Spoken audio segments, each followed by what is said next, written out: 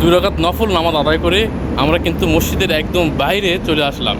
আপনারা কখনও যদি ওমরাতে আসেন, আল্লাহ তাআলা যদি আপনাদেরকে সুযোগ করে দেন, তাহলে অবশ্যই মদিনা থেকে কিছু দূরে এগিয়ে আসলে আপনি এই কিবলাতাইন মসজিদে কিবলাতাইন অর্থাৎ দুই কিবলার মসজিদ দেখতে পাবেন।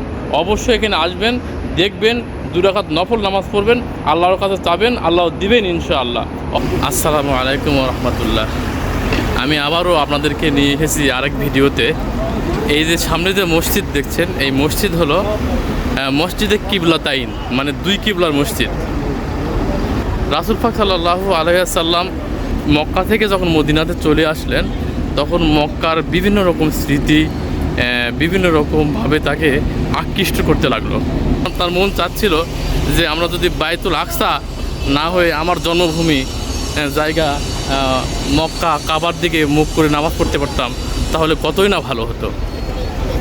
তো আমাদের রাসূল পাক সাল্লাল্লাহু আলাইহি ওয়াসাল্লাম যখন সাহাবীদের নিয়ে নামাজ আদায় করছিলেন, ঠিক নামাজের যখন দুই রাকাত হয়ে যায়, তখন আল্লাহ তাআলা ওহী নাজিল করেন, সূরা বাকারার আয়াত নাজিল করেন, এবং সে আয়াতের মধ্যে আল্লাহ তাআলা বলেন, মানে রাসূল সাল্লাল্লাহু আলাইহি সাল্লামকে আশ্বস্ত করেছেন, এবং এই আয়াতের মাধ্যমে আল্লাহ তাআলা বলে দিয়েছেন যে তার মনের কষ্ট, রাসূল সাল্লাল্লাহু আলাইহি সাল্লামের মনের কষ্ট আল্লাহ তাআলা জানেন, আল্লাহ তাআলা বুঝেন। ঠিক তখনই তাকে নির্দেশ দেওয়া হয় কেবলা পরিবর্তন করতে। ঠিক তখনই এই মসজিদুল আকসা থেকে মুখ ঘুরিয়ে নিয়ে ঠিক কাবার দিকে মুখ ঘুরিয়ে নামাজ পরের দুই রাকাত আদায় করেন। মানে দুই রাকাত নামাজ, প্রথম দুই রাকাত নামাজ উনি আদায় করলেন মসজিদুল আকসার দিকে মুখ দিয়ে। তারপরে পরের দুই রাকাত পড়ার পরে যে আমরা উঠি আল্লাহু আকবার বলে, তখন তার পরের দুই রাকাত নামাজ আদায় উনি কাবার দিক দিয়ে করেন।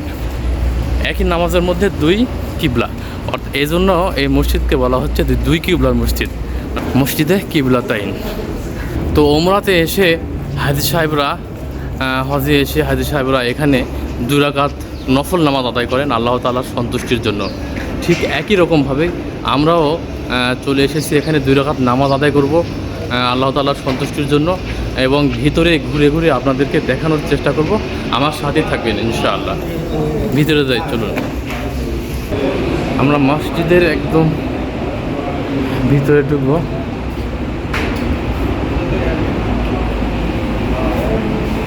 ভিতরে ঢোকার জন্য এটাই মূল গেট। এই যে দেখেন ভিতরের অংশ। এই মসজিদই রাসূল সাল্লাল্লাহু আলাইহি ওয়াসাল্লামের কিবলাতাইন মসজিদ। এখানেই নামাজ পড়তে পড়তে উনি কিবলা পরিবর্তন করেছেন। এটা হলো কিবলা, মানে মক্কার দিকে এটা কিবলা। আর আগে যে ছিল মসজিদুল আকসার দিকে, সেটা তার সম্পূর্ণ বিপরীত অংশ। এই দিকে কিবলা ছিল। ওই যে কিবলার যে চিহ্নটা ওটা আছে, ওই যে দেখতে পাচ্ছেন কিনা, ওটা হলো কিবলার চিহ্ন।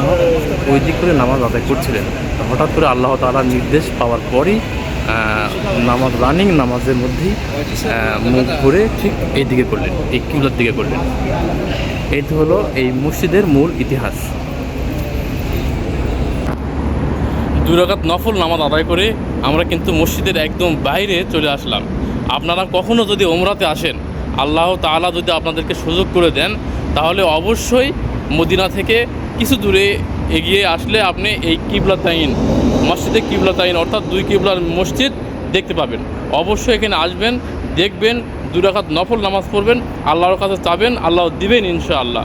অবশ্যই আপনারা আসবেন। আসসালামু আলাইকুম ওয়া রাহমাতুল্লাহি ওয়া বারাকাতুহু।